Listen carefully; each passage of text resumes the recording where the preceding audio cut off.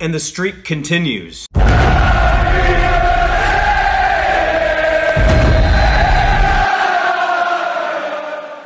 Welcome back, everybody. I'm Dustin Rubio. I'm Alex Thomas. And this is Swansea Beat. Thanks for all the support. Everything on Twitter, Facebook, YouTube.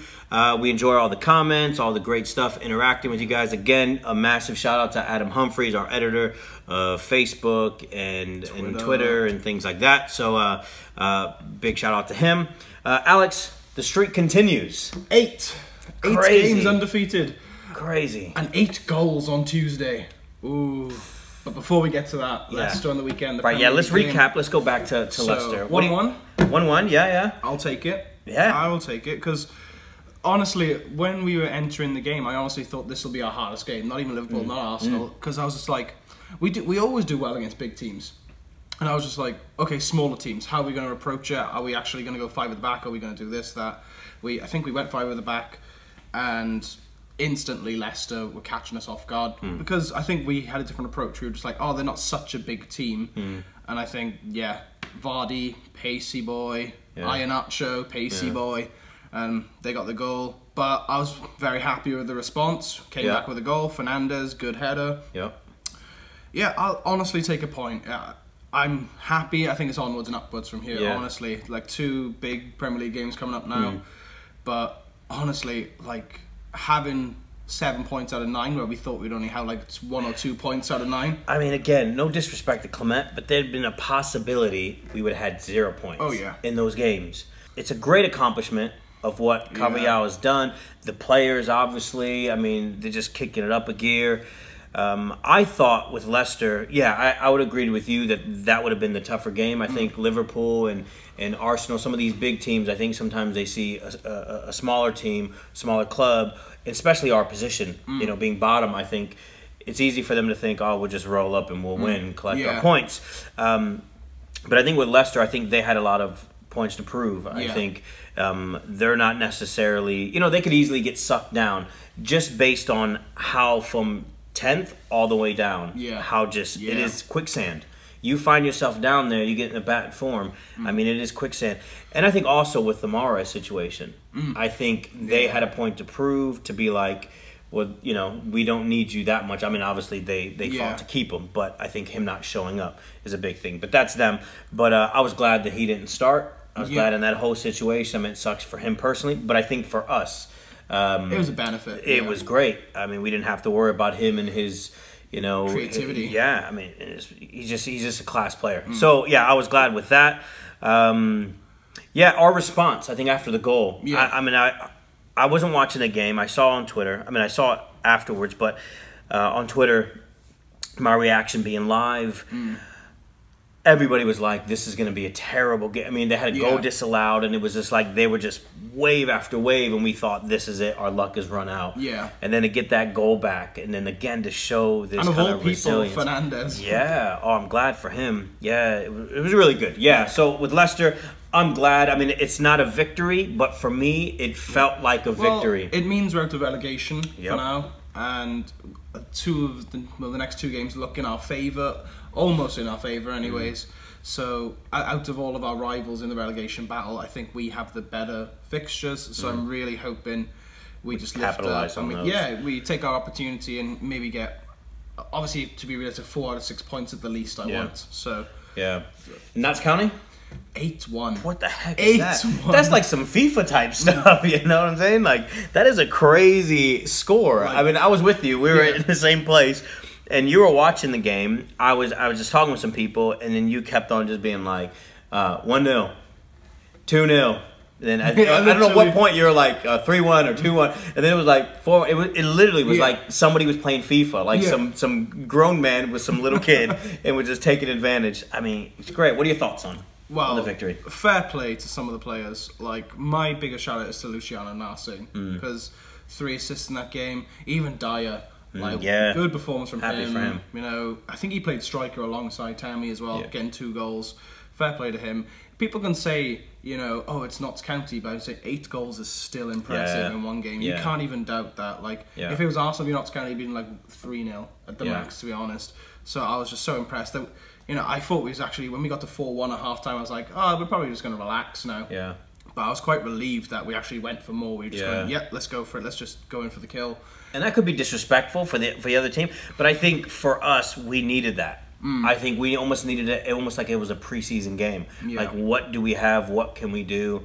And, you know, like a month or so ago, I was along, you know, with you in saying, I just want to be out of these cups, focus on the game. Yeah. But it's great to see we're getting, you know, Daniel James, we're getting some different people in there. Daya got a start.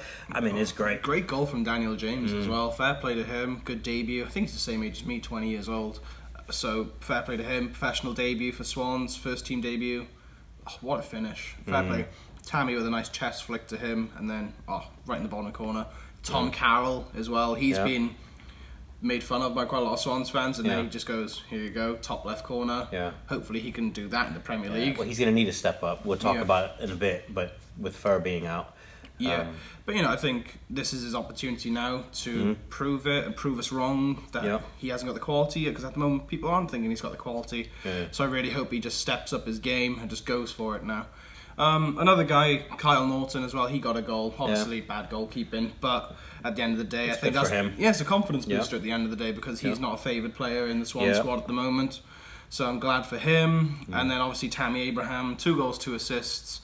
You know, obviously I've had my problems with Tammy. Like, I'm just like, is he good enough? I don't think he still is good enough, but I'm just like, hey, Carvalhal can perform miracles in players, so hopefully he can perform a miracle in Tammy. So well, we were saying stuff not disrespectful to Jordan Ayew, but we were both, I mean, we were both saying, like, our strikers aren't really good enough because of the amount of shots on target, or just shots in general wasn't that good. And you see Jordan's turnaround. And hopefully, like you said, hopefully we can see that with Tammy. That'd be great. You know, I think what I noticed in the Notts County game, he took a more of a creative role as a striker, because the 2 assists he got was pretty good. So I was just like, maybe we can have that sort of a guy. Maybe like Tammy trying to assist Ayew, or Tammy trying to assist someone else. Like, you know, I think, you know, he's got a good hold-up play, and I think, he can be our creative source. If he isn't getting the goals, man, he could easily turn around and get some assists instead. So. Hopefully it's onwards and upwards with Tammy. Even though I'm not a fan of him, you know, you still want to see a young talent develop. So I really hope he completes the season on a high. Well, anywhere we can get goals or assists or anything like that, it helps our chances of staying up. So, hopefully that'll be good. Right, let's just take a step back. Mention Tom Carroll, and he's going to need to, or somebody's going to have to step up in a major way, because we had lost Leroy Fur. He's out for the season alongside Boney, but Boney hasn't really played much anyways. So he's going to be the big miss is Fur. Yeah, I think Fur had a big presence on the pitch because he was tall and strong. So obviously we need some other figure to step up. Not to be the big guy, because we don't have big midfielders except Fur. But for creativity, Tom Carroll needs to step up. Maybe Renato can come back at some point to actually get something going for himself. But Fur is definitely going to be missed this season. I hope he gets well soon, because that's a horrible injury to have. Boney, obviously he didn't play that much, but I think having 2 injury hits in a row is obviously going to turn down morale. He's going to feel suckish in the moment, but just being like, man, you know, I started to get back into my flow, then I got these 2 injury hits, now I'm out for a season. It's just like, so it's disappointing. So I really hope they get better soon, and I hope other players step up for them, especially for the Fur role, because Fur, even though we don't really recognise him that much, or we don't speak about him that much, he is quite a big figure in the team when he plays. I'm a fan, I like him. I think when he's on, he's good. And I think, he can easily be overlooked for what he does and what he contributes. So he's out, Boney's out. You know, we just look to see whether Carroll, Key, some of these midfielders really step up. That's a guy I'm a fan of at the moment, is Key. He's doing well. I'm liking him. I hope maybe we give some under-23s a chance, because I really liked seeing the under-23s against Notts County. I like Marek, James. I really hope they give him a chance, because they're good, you know. And they might be on the bench. I mean, we got Sheffield next, which will be interesting. Carvalhal's his old team. But it'd be good to have some of them travel up, you know, be on the bench, maybe not start, but if we get, you know, if we continue our form as we did against Notts County, it'd be cool to see some of those guys come on the pitch. So next we got Burnley. So we beat Burnley at the weekend 1-0. I'm so impressed. We I'm honestly starting to believe that we're going to stay up. Towards the beginning of the season, obviously, just before Carvajal came in, I had an opinion saying we're probably going to end up going down, but fair play, it's a turnaround. Undefeated in 9 games now in all competitions, which is phenomenal, and that's pretty much a miracle being performed, which at the beginning of the season we were expecting to lose so many games. And 3 wins in the past 4 games, win against Liverpool, win against Arsenal, draw against Leicester, and now a win against Burnley, where we was expecting probably maybe 2 points maximum out of 12 there if Clement was in charge, you know, and if we had similar performances to what we had earlier in the season. Great game. The defence, again, incredible. Alfie Mawson showing why he's one of the top defenders in our squad. Fabianski, again, great. Key being the anchor of our team, getting the goal, great finish. Klukas is looking good right now. Dyer did pretty well as well. Jordan, as usual, working hard and looking a threat. Andre looking really good. I'm starting to like the combination of Andre, Jordan and Tammy. It's starting to look okay, and I hope we kind of test that against Sheffield Wednesday next Saturday, and I hope we actually really test that against Brighton as well. I think that could be a great partnership going forward in the future. So this win is obviously crucial. We're on 27 points, and it's crazy to think that we're only 13 points away from the golden mark of 40 points. The future's looking bright for us to stay up this season. Obviously, our next 4 games in the Premier League are looking decent, especially then, I think in the next 4 we have at least got West Ham, Huddersfield and Brighton, so 3 games that are very possible to win. And to be honest, I feel very confident heading into those games. The tactics look spot on going forward. So the result yesterday against Burnley just shows how crucial it was, especially with today's results, with Huddersfield currently beating Bournemouth, and you know, we're 2 points off the relegation zone. Hopefully Newcastle lose their game against Manchester United, but it's looking bright. It just shows how crucial that win was, and I honestly think this is our golden opportunity to stay up. Every game is crucial, and we're actually getting the results we need. Thank you everybody for watching. Follow us on Facebook, follow us on Twitter, and we'll see you very soon. Thanks everybody for watching Swansea Beat.